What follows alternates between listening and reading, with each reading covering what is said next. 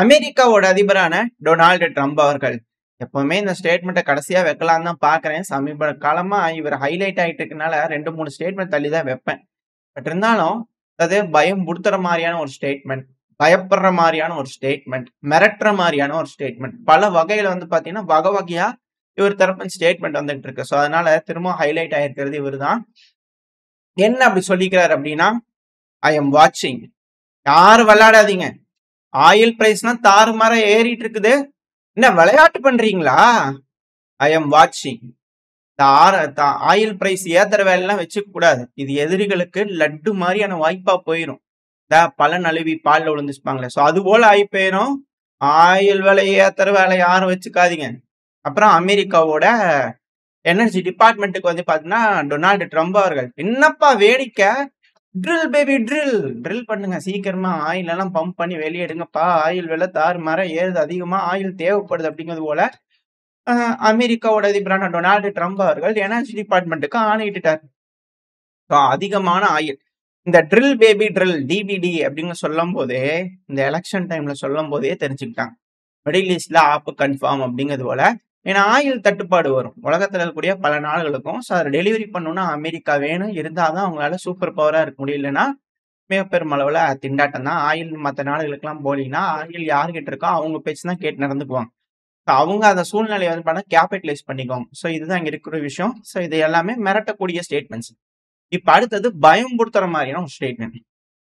அதாவது என்னங்க, ரஷ்யாவோட முன்னாள் அதிபர் திமித்ரி மெத்வதேவ் அவர்கள் என்வேர்டு யூஸ் பண்ணாரா? எனக்கு உடனே எஃப் வேர்டு தான் ஞாபகம் வந்து. அதாவது உட்காந்து பிக் பாஸ பாத்துருப்பாரு போல தெரியுது ட்ரம்ப்.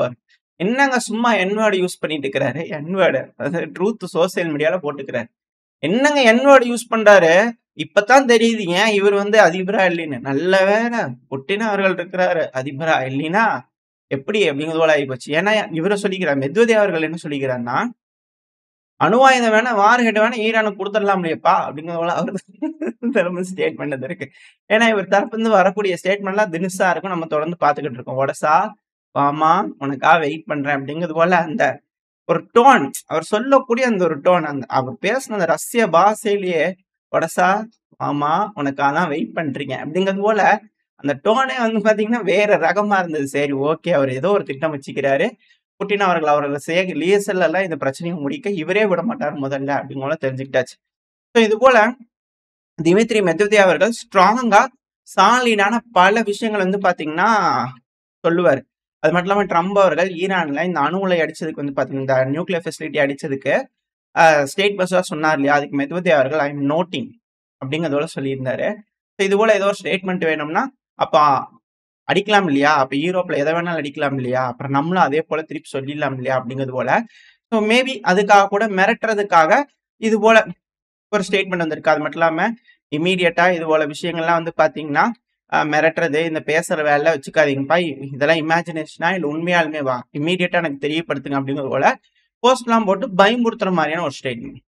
இப்ப பதற மாதிரியான ஒரு ஸ்டேட்மெண்ட் அப்படின்னா, யுஏஇ ஏர் ஸ்பேஸை க்ளோஸ் பண்ணிட்டாங்க, கத்தார் ஏர் ஸ்பேஸை க்ளோஸ் பண்ணிட்டாங்க, சவுதி வான் பரப்புல வந்து பாத்தீங்கன்னா இந்த ஏவேக்ஸ் எல்லாம் பறந்துகிட்டு இருக்கு.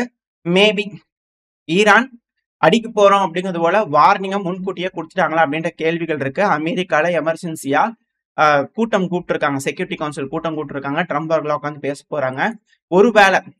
ஒருவேளை அட்டாக் பண்றாங்க அப்படின்னா ரிட்டாலியேஷன் பண்றதுக்கு தயாராகிங்க அப்படிங்கிறது போல ட்ரம்ப் அவர்கள் தரப்பு இருந்து வந்துருச்சு. ஈரான் அடிக்கிறாங்க அப்படின்னா உடனடியா ரிட்டாலியேஷன் இருக்கணும் அப்படிங்கிறது போல ட்ரம்ப் அவர்கள் தரப்பு இருந்து தகவல் வர ஆரம்பிச்சிருச்சு. அதாவது சில அனலிஸ்ட் தரப்பு இருந்து என்னன்னா, யுஏஇல இருக்கக்கூடிய பேஸ் அடிப்பாங்க ஈரான் அப்படிங்கிறாங்க, இல்ல சாரி கத்தார்ல இருக்கக்கூடிய ஏர் பேஸ் அடிப்பாங்க அப்படிங்கிறது போல வந்து பாத்தீங்கன்னா சிலர் தரப்புல ஸ்டேட்மெண்ட் வந்துருக்கு. அதுவும் அல் உதைத் ஏர் பேஸ் கத்தார்ல இருக்கு. ஸோ அந்த ஏர் பேஸ் வந்து பாத்தீங்கன்னா அடிக்கிறதுக்கு வாய்ப்பு இருக்கு அப்படிங்கிற சொல்றாங்க.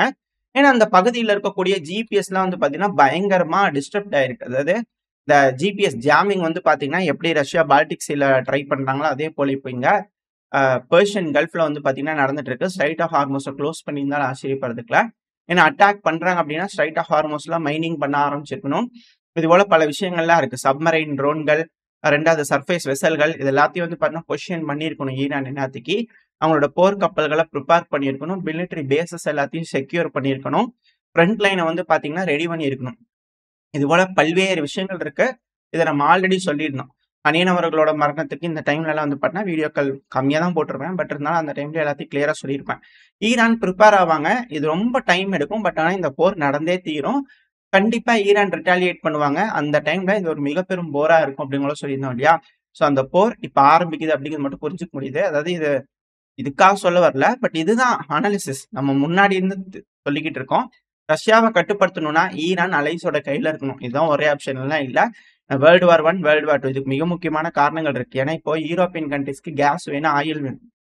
இப்ப கேஸ், ஆயில் யார்கிட்ட போய் வாங்குவாங்க? ரஷ்யா கொடுக்க மாட்டாங்க. ஏன்னா ஏசியன் நாடுகளுக்கு ரீடைரக்ட் பண்ணதுக்கு அதிகமான பைப் சப்போர்ட் ரெடி பண்ணிட்டு இருக்காங்க. அது நம்மளே ரஷ்யா கிட்ட இருந்து கேஸ் வாங்கிட்டு இருக்கோம். இதுக்கு மேல 700, 800 எல்லாம் இருக்காது.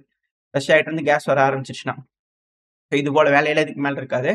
ஸோ ரஷ்யா வந்து பண்ணா ரீடைரக்ட் பண்ணி இந்த சைடு சைனாக்கு இந்தியாக்கெல்லாம் திருப்பி விட்டாங்க அப்படின்னா, எங்கிட்ட கொடுக்கறதுக்கு கேஸ் இல்லப்பா, போய் எங்கேயா வாங்கிப்போ அப்படின்னு துரத்தி விட்டாங்க அப்படின்னா அப்புறம் அவ்வளவுதான். லபோதிபோன்னு கத்திக்க வேண்டியதான். ஸோ இது போல விஷயங்கள் இருக்குன்னா ஈரான் தேவை.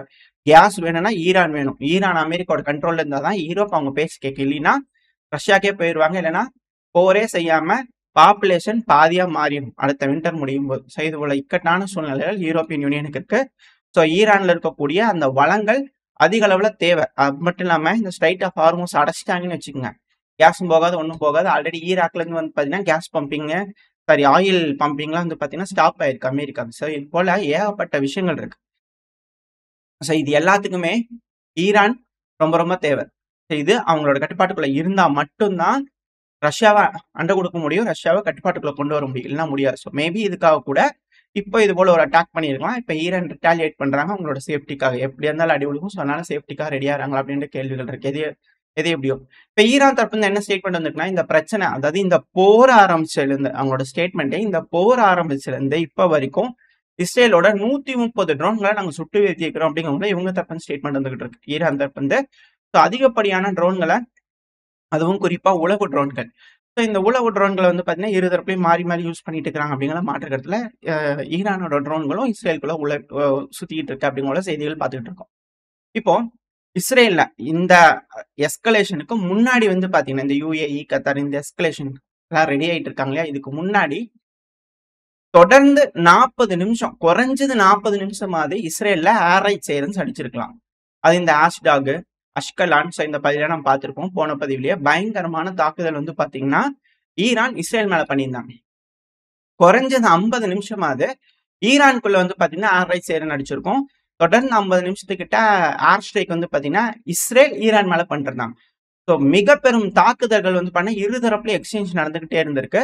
ஸோ இதுல ஆல்ரெடி பார்த்ததான் இந்த ஆஷ்டாக், அஸ்கலான்லாம். இதுல வந்து பாத்தீங்கன்னா பவர் கட் வந்து பாத்தீங்கன்னா அஷ்கலான் பகுதியில் நடந்திருக்கு. அதுக்கான காரணம் அங்க இருக்கக்கூடிய எலக்ட்ரிக்கல் இன்ஃப்ராஸ்ட்ரக்சர் மேல தாக்குதல் பண்ணிக்கிறாங்க அப்படிங்கிற ஒரு ஸ்டேட்மெண்ட் வந்துட்டு இருக்கு. ரெண்டாவது, இஸ்ரேல் வந்து பாத்தீங்கன்னா ஈரான் இஸ்ரேல் அடிச்சது எலக்ட்ரிக்கல் இன்ஃப்ராஸ்ட்ரக்சர் மேல.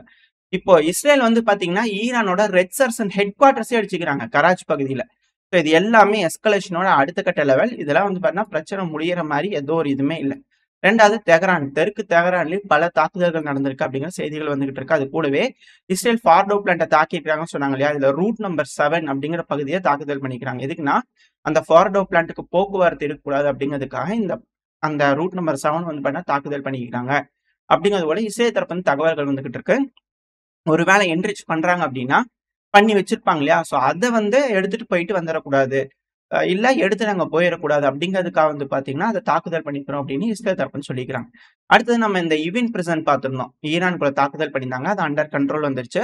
உள்ள இருக்கக்கூடிய பிரிசனர்ஸ், அதோட வீடியோ பதிவுலாம் இருந்து, பட் அவங்களே பிளர் பண்ணி தான் வச்சிருக்காங்க. அதனால நான் காட்டலாம். அதை நான் டெலகிராம்ல ஷேர் பண்றேன். அந்த பொலிட்டிக்கல் பிரிசனர்ஸ் எல்லாம் சேஃபா தான் இருக்காங்க. யாருக்கும் எந்த ஒரு இன்ஜுரியும் இல்லை அப்படிங்கிறது போல ஈரான் தரப்புன்னு ஸ்டேட்மெண்ட் வந்துகிட்டு இருக்கு. ஸோ இப்போ இஸ்ரேல் ஈரான் அடிச்சது மட்டும் இல்லாம இப்ப ஹிஸ்புல்லாவையும் அடிக்க ஆரம்பிச்சிட்டாங்க. அதுவும் லெபனானோட வடக்கு பகுதியில வந்து பாத்தீங்கன்னா பயங்கரமான ஏர் ஸ்ட்ரைக் பண்ணிட்டு இருக்காங்க. ஸோ ஈரான் ஒரு மிக பெரும் போருக்கு தயாராயிட்டாங்க. ஒருவேளை இந்த அட்டாக் நடந்துருச்சு அப்படின்னா போர் டிக்ளேர் ஆயிரும். ஸோ மிடில் ஈஸ்ட்ல திரும்ப ஒரு மிக பெரும் போர் வெடிக்க போகுது. இதுக்கு தான் ஈரான் ஃபைட்டர்ஸை ப்ரிசர்வ் பண்ணாங்களா, ரஷ்யா சிரியால ஃபைட்டர்ஸை ப்ரிசர்வ் பண்ணாங்களா அப்படின்ற கேள்விகள் இருக்கு. இப்படி இருக்கும்போது ரஷ்ய அதிபரான விளாடிமிர் புட்டின் அவர்களை ஈரானோட ஃபாரின் மினிஸ்டரான அராச்சி அவர்கள் வந்து பார்த்தீங்கன்னா மீட் பண்ணிக்கிறார் ரஷ்யால. ஸோ மிக முக்கியமான மீட்டிங் நடந்திருக்கு. மிக முக்கியமான முடிவுகள்லாம் எட்டப்பட்டிருக்கும். ரஷ்யாவும் ஈரானும் இணைஞ்சு செயல்படுவாங்க அப்படிங்கிற நம்பிக்கைகள் அவங்களோட ஸ்டேட்மெண்ட் வந்து தெரிய வருது. ஏன்னா ஈரானுக்கு வேணுங்கிற உதவிகள் செய்வோம் எங்களோட நண்பர்கள் அப்படிங்கிறது போல ரஷ்ய தரப்புன்னு சொல்லிக்கிறாங்க. அதனால தான் ட்ரம்ப் அவர்கள் வந்து பார்த்தீங்கன்னா, இந்த எஃப் வேர்டு, இந்த என் வேர்டு சாரி நியூக்ளியர் வேர்ட வந்து பார்த்தீங்கன்னா, யூஸ் பண்ணாதீங்க அப்படின்னு கூட சொல்லியிருந்தாங்க இல்லையா? ஸோ பரபரப்பான ஒரு சூழ்நிலை வந்து பார்த்தீங்கன்னா, இப்ப நடந்துகிட்டு இருக்கு. இந்தியா யார் பக்கம், சீனா யார் பக்கம், ரஷ்யா யார் பக்கம். ஸோ டீம் இந்தியா, சீனா, ரஷ்யா இந்த பிரிக்ஸ் நாடுகள் பிரிக்ஸோட கூட்டமைப்பை மதிச்சு பிரிக்ஸ் நாடுகள ஒருங்கிணைஞ்சு பிரிக்ஸுக்கு ஆதரவா இருப்பாங்களா? இல்ல ஈரான் அடி வாங்குவாங்களா? ரஷ்யா தனியா இந்த இடத்துல நின்னு போட்டி போடுவாங்களா? என்ன நடக்க போகுது வெயிட் பண்ணி பார்த்தரலாம். உங்களோட கருத்துக்கள் என்ன? உங்களோட கருத்துக்கள் என்னன்றத கமெண்ட் செக்ஷன்ல சொல்லுங்க. அது கூடவே மறக்காம நம்ம சேனல சப்ஸ்கிரைப் பண்ணலாம். மறக்காம சப்ஸ்கிரைப் பண்ணிக்கோங்க. இந்த பதிவு நல்லா இருக்கும்ன்ற நம்பிக்கையில அடுத்த பதிவுல உங்கள சந்திக்கிறேன். அதுவரைக்கும் ஸ்டே சேஃப். பை.